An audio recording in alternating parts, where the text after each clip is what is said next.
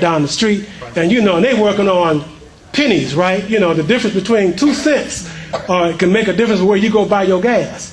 So that's why they do that. Okay, it's much more competitive. So that's why they charge a little different. All right. Okay. Are there any questions about mobile payments? Anything that I've talked about? Yes, sir. Walaikum assalam. I'm for making money and I'm for profit business. Yes, sir. But can you use these devices for non-profit donations too? Oh, yes. Absolutely. The Mosque Cares is a the Mosque Cares is a non-profit 501c3. You can go right out there. In fact, I'm gonna pay for my booth today. I'm gonna pay for it using my debit card for my business. That's how I'm gonna pay for it. They use Square. Especially when you travel. A lot of people used to carry a traveler's check. Yes. But now you have your credit card. You don't have to worry about losing your money, getting robbed, or anything like that. Yes. Absolutely. Mobile payments is mobile payments. In fact, not only this, Square, they have not Square, PayPal. PayPal has a lower rate. They don't charge the same rate for non-profit businesses as they charge for profit businesses if you use Square. All you got to do is give them a call and let them know if you can certify you're a non-profit, they charge you less to do your business than they do for a profit company. You're welcome. Yes? So when you use your credit card, even though you might not have a PayPal account, you use your credit card, you're being charged by the credit card company and PayPal? Are they getting a fee? Well, you don't. The person who uses the credit card is based on the business. Now, if I use Square and process your credit card, I only pay 2.75% because Square has already had a relationship with. If it's usually Visa, MasterCard, Discover Card. Those are the biggest ones out there. Square has already worked out with them, so Square works out with them. In fact, it's an advantage for them to have Square. All right, because a lot of people use Square. All right, and the more you use your debit card and credit card, the more money the Visa, MasterCard, and Discover make. If you just keep the card in your pocket and don't use it, they don't make no money. Okay, so what Square did was work out a relationship with them for the transaction fees. So that 2.75% that they charge me, they may give 1% of that to Visa or Discover or whatever, and they keep the other 1.75%. Everybody's making some money. Let's put it like that. Okay. Yes, sir. Yes, sir. But I know you spoke about this seriousness of change, and as much as I may not like to see the cash dollar, where I be perhaps selling the Muslim Journal, some tapes of things, books using the cash dollar. Well, we worked toward early on, right down to modern times, and so there's a certain accountability in being up to date. Yes, so we're that's very right. Thankful for this technological understanding. Okay, all right. Well, I'm glad. Yes, sir. This is working. Yeah, eventually they say we're going to be at a cashless society, right? That's what they're moving toward now. Right. They're saying that first. It costs money to make those dollars. It costs money to make the coins and whatever. So if they can just make some plastic and put a smart chip in the plastic, it's much easier. Yes. All right, much easier. In fact, they try to get you to not to use cash and to use the plastic, if you want to, for lack of a better term. So they want us to get to a cashless society. First, it's easy to process, but also it does also keep down instances of robbery and stuff like that, things like that. That's why I say a lot of places will tell you right now, we don't take cash. We only take credit cards, debit cards. When people ask you, can I borrow $10? Yes. You get $20. You don't have a guilty conscience after you tell them. Because you don't have it. Right. Okay. But now be careful if you run into one of those out there and say, well, listen, brother, I got mine. I got my square with you. Yeah, you're right. Absolutely. Okay. Alhamdulillah. All right. 10 cup with a square. Yes. Okay. Any more questions? Thank you all so much. Let me just tell you what inshallah next first Sunday's topic is going to be about, and make an announcement, and then I'll conclude.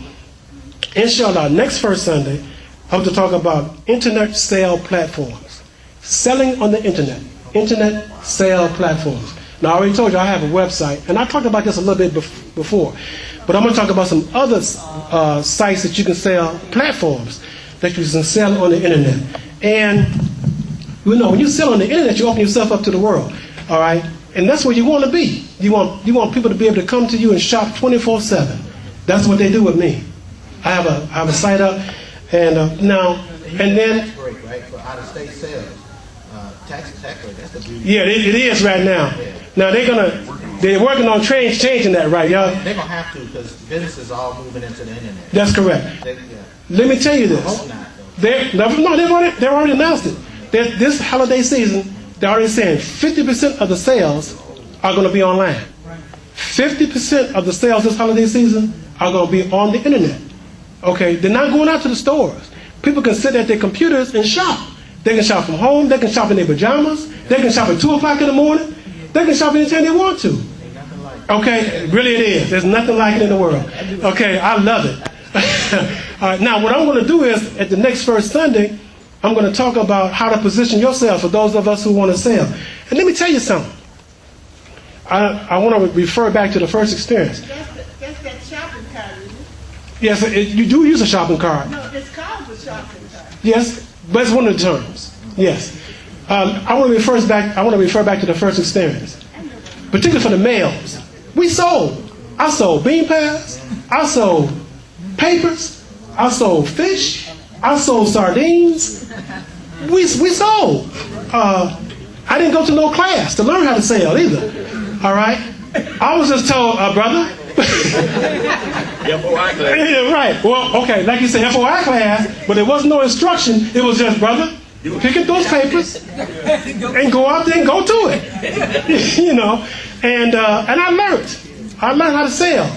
Now with the technology, what we have today, one of the things I'm going to be talking about as we go along, I'm not going to walk away from that education, and I'm not going to walk away from no products. We got some products that we invented, that we marketed, that we are known for. I think we look like fools to walk away from them and not take advantage of them in this day and time. All right, I'm going to talk more about them as I go on in my classes. Okay, all right. Inshallah soon. He said, "Can you get a bean pound line?" Okay, let me tell you something. There's somebody who's selling them, but there's an opportunity. Okay, can we get some bean soup online? Look, you can get Campbell soup online. How come we can't get some bean soup online? You know, all I'm saying is this: there are opportunities out there, and in the marketplace, the first one that solves the opportunity is the one who gets the cash, right? So all I'm saying is this: there are some opportunities out there, brothers and sisters. We should not let these opportunities pass us by. All right, not for what we know. All right. In the first experience, many of us were forced to do this. In this day and time, we're not forced to do it. We just accept to do it, because now nobody's getting part of our money. We control our own money now. All right. For those of you in this first experience, y'all know what I'm talking about. All right. Particularly if y'all be brothers, because we had to give some of that money to some other. We didn't keep all the money. All right. But I sell an item out there. I keep it all except the expenses that I create. Nobody puts their hand in my pocket but me. All right. And I hope y'all know what I'm talking about. Okay. And charity. Okay. Alhamdulillah. But I give that freely. I'm talking about in the first experience when people were putting their hands in your pocket, you didn't have a choice. They told you how much you was going to pay. All right. Let me get off of that. So, because I want to keep everything positive. Let me make this announcement now. Inshallah, November 30th. That's a Saturday. I'm going to be doing a workshop here on those who are interested in becoming independent representatives for the New Africa National Business Directory. If you want to establish your business, here's another opportunity, another way to establish your business. Or if you want to add to your business or add another income stream, I'm going to do the workshop, inshallah, here at the Mosque Cares building. It will start at 12:30, and that's the Saturday before the next first Sunday. And I chose that purposely, so for those who may want to come in early, can come in and take advantage of the workshop, and it's still over for the first Sunday. It'll be after the Arabic class, so I'm going to start at 12:30, inshallah, November 30th. That's a Saturday. Workshop for becoming an independent representative for the New Africa National Business Directory. And with that, brothers and sisters, I want to say Assalamu alaikum and thank you for attending my class. Assalamu alaikum.